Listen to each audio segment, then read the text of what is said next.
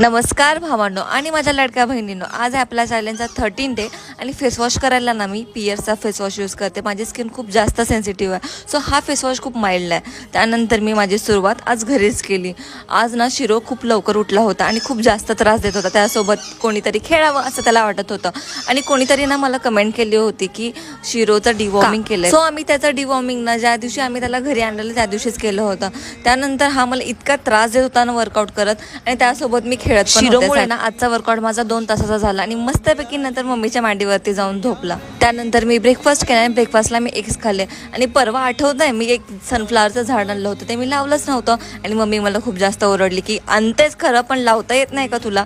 So मी ते लावलं आणि त्यानंतर मी आंघोळ करून स्किन केअर केलं. आणि शिरोचा ना हा कोपरा खूप जास्त फेवरेट आहे. किती पण खेळला ना तरी ह्या कोपऱ्यामध्ये येऊन तो झोपतो. त्यानंतर मी क्लिनिकवरती गेले आणि ही आहे प्रतीक्षा. हिच्या मुलाचा ना स्कूलचा प्रोजेक्ट करायचा होता, तो आम्ही तो कम्प्लीट केला आणि त्यानंतर